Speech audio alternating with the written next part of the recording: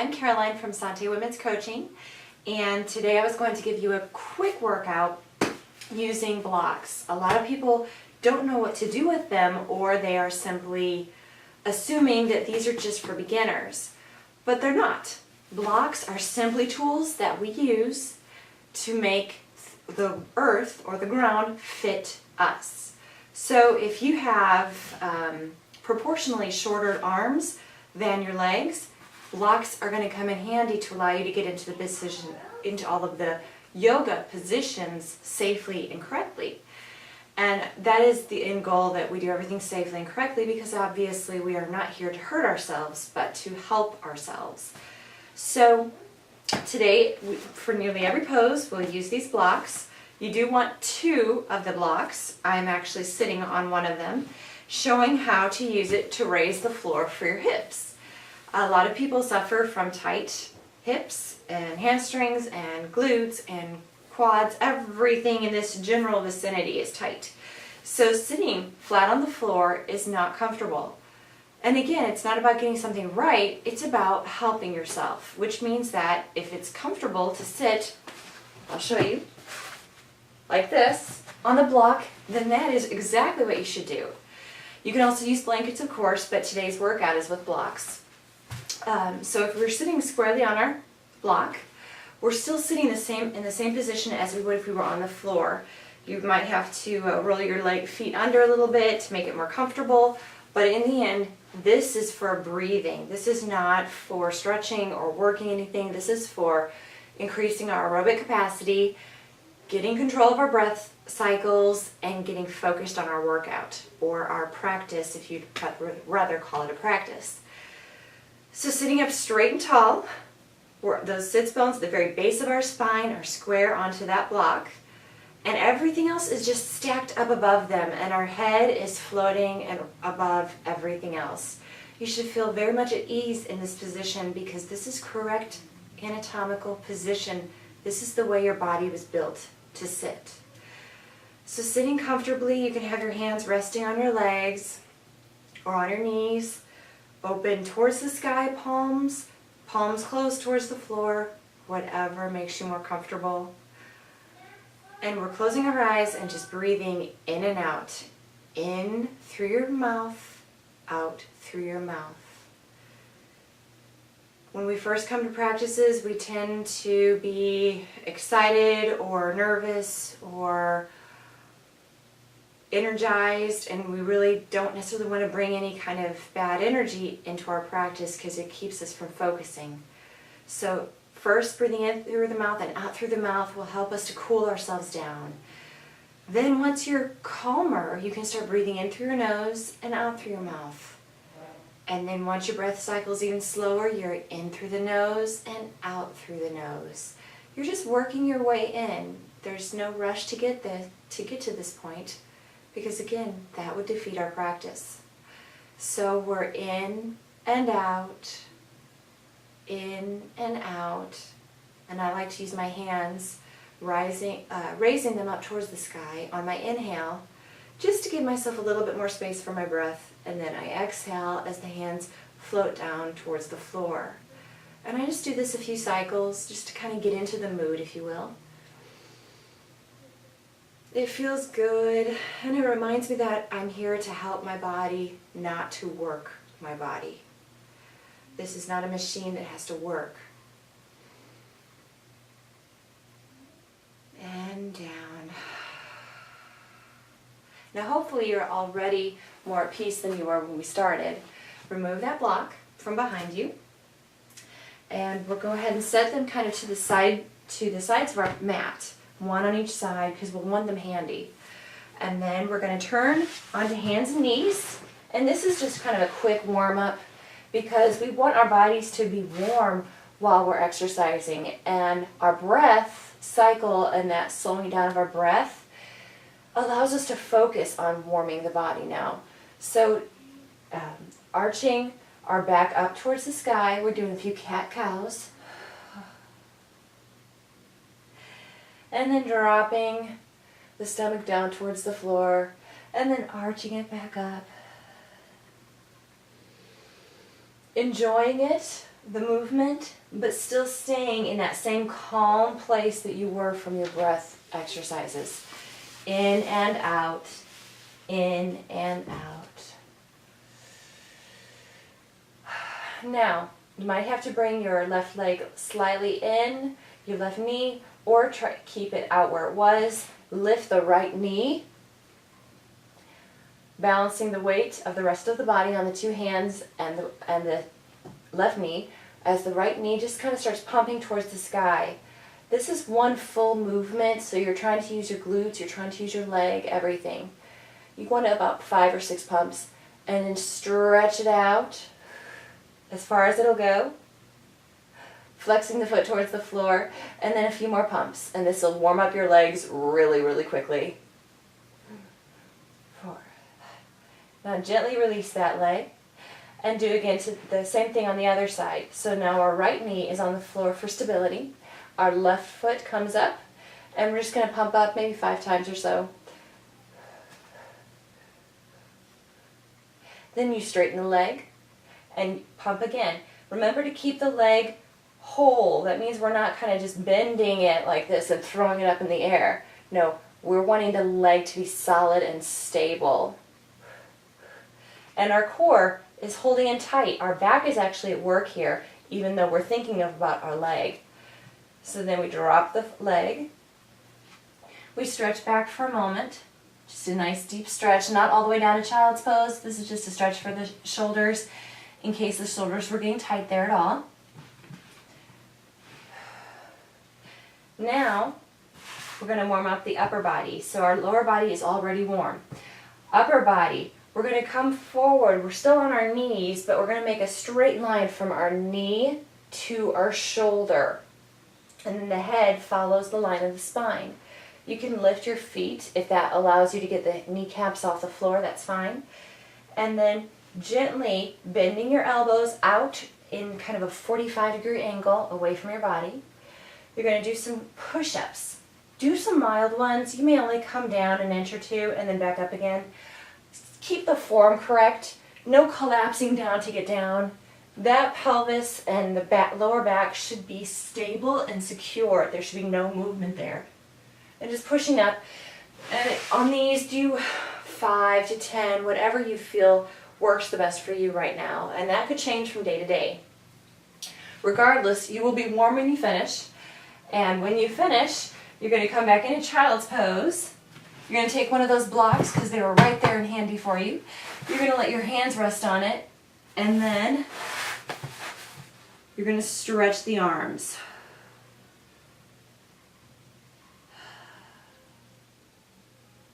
If you desire, you can even bring it forward and let your forehead rest on the block. Some people find it claustrophobic to put their head all the way on the floor, so this is a great way to keep your head from going to the floor.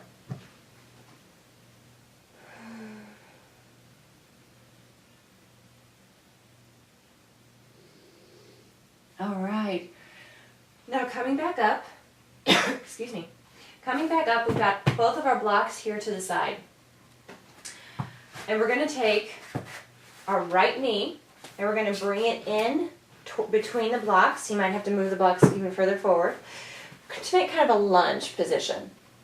So right now we're in a low lunge with the knee down.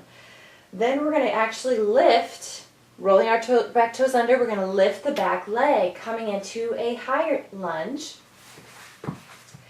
The great thing about this is that I'm using the blocks to allow me to stay above my right leg. That's the important thing here. What we're trying to do is really work the lower body. But for most people, I'm one of the exceptions. For most people, their arms are not long enough to allow them to comfortably keep a flat back. I can. So the blocks, I did not used to use the blocks as much. However, what I've noticed is when I'm using these blocks for stability here, I end up using my lower body a whole lot more because I've lifted my chest off of my legs. So I'm not resting on my right leg. I'm actually using the upper body. So I just want to hold this. This is a static position. We're just holding it. We're stretching out that back leg. And then we drop the back knee, straighten the front leg, and I still have my blocks here. I'm using them to lift the floor to me. That's the important key here. So now I'm stretching out that front leg because that got a lot of work. And I'm working that leg. And then I'm going to bend the front knee. And now I'm stretching the back. So I'm getting a nice deep lunge on this back leg. And again, I'm using the block so that there's no strain. I am able to roll my shoulders up and back, step straight and tall, and even get a mild back bend out of it because I'm not trying to reach the floor. And it feels great. Now, bringing the weight back onto the back leg, we're going to bring the right leg back. We're going to move our blocks for a moment. And a couple more cat-cows like we did at the beginning. And exhaling. When you're in cat, we're squeezing the rib cage. So we're trying to get as much air out as possible. And then we take a big inhale, big breath in. And then back out. And then in. And out. All right. So now we're going to do the same thing on the other side. So the lunges, we'll bring our blocks back in. Bring our left foot forward. Measure where we want our blocks to be. And whether we want them with their flat, the wider side down or with the narrow side down. You can even make them tall if you need them extra tall. That's fine. Whichever direction works the best for you. Roll your toes under. Bring that back leg up. Now we're in that lunge again. So this is great. I'm using my lower body. I'm effectively pulling in my lower abs. My core is tight. My shoulders are in proper alignment. They're not caving forward to reach the floor. So I'm actually engaging my upper back. It's like I'm getting everything because I'm using the blocks. Hold it as long as you want to hold it. And then drop the back knee. And straighten that front leg. And this always feels so good. Adjust the blocks as you need to. We want a flat back here. And flat just simply means neutral. We're not talking about an actual flat back because the actual spine is curved. What we're talking about here is that the bend comes from the hips, not the lower back. And that's the key. If you're doing it correctly, you'll feel it in your hamstrings and your calves. Your back, your lower back, all of that will not feel any strain. And if it does, then you just need to rise up a little bit higher.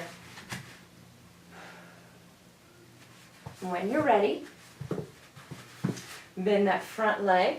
And now we're going to come into the hip flexor right here. That stretch on the front leg. If you're feeling this in your kneecap, you can always try bringing the leg up, pointing or flexing that foot towards the sky. If you flex, for me at least, I find it stretches the front of the leg more effectively if I'm flexing my foot. Remember to see if you can add a back bend into this. So you're kind of rolling your shoulders up and back. Staying in control. We never want to feel like we're out of control here. And then gently coming back into position. Slowly bring the weight to the back leg. Bring that front leg back.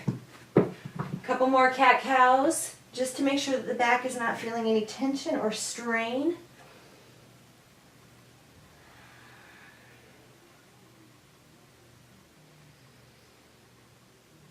Okay. Now you've actually worked some upper body, some lower body. We're going to do core and then we're going to do a little bit of stretch. Like I said, this is a short workout. It's kind of hopefully a point of reference. You can see how the blocks can be used in different ways so that you can use them in your own practice. Now this may be far beyond you, your strength capabilities, but you can set them next to your hips. You can straighten your legs or keep them bent, whatever you feel more comfortable with for the moment. And then I'll show you what we're going to do. We're going to take the blocks. We want our wrists to be below our shoulders. And then we're going to see if we can just, by pushing down with our hands, lifting our bodies up a little bit. Can you lift your butt off of the floor? This is a tremendous exercise if you're trying to build core strength. However, if you're feeling any pressure on your wrists, then you may not be quite ready to do it. Or you might find that by placing your hands, it's easier directly on the floor. That, of course, depends on your strength, your length right here, and the strength of your blocks. These are kind of cushiony blocks. They're not quite as firm as some others are. So I find that there's a little bit of compression if I do it with the blocks on this one. But if I do this, fisting, then I can lift. So that depends on what you feel comfortable with doing. And then as you're working your strength up, if you're not quite able to pull yourself all the way up, you can try just lifting one leg. Lifting the leg in towards you will slowly build up the core strength here and the hip flexor strength here. And eventually, you can lift everything up.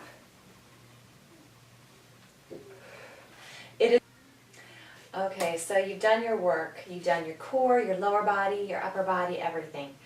Now comes relaxation, and that's the best part. That's why you do yoga. That's why you exercise. So we're going to have our blocks, and you can set them up in front of you. If this sitting flat like this is an uncomfortable position, you can take the block, just like we did at the beginning, and actually sit on top of it and stretch the legs out a little bit. That might help, just that little tiny bit of lift might help you to sit and keep your back neutral. But we're going to come forward, we're going to lean forward, we're hinging at our hips always so our back is neutral. And we're going to just kind of either set our blocks to the side or, like I said, sit on it. You can hold on to them and let your arms just rest. You can combine this with a strap around your feet. This is a great way to sit. You're in a little easy chair almost. And you're just sitting, relaxing. Again, try to make sure that your back is neutral. You can even take a block behind your feet and use the block as a flat spot, as a flat wall, and stretch this way. Regardless, you're trying to get the lower body to stretch out any tension, and this is called a forward bend for a reason. You are actually bending at your hips, at your waist here. So we're going to hold this a little bit longer, and then when you're done,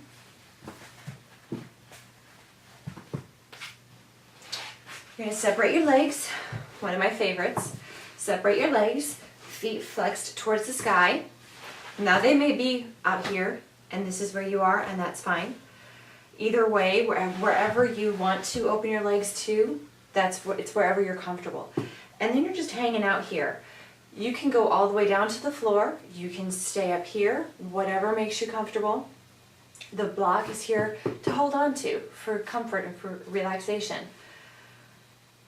You can even start adding in a little bit of a side bend, back and forth. This can be very comfortable and a very relaxing way to finish your practice.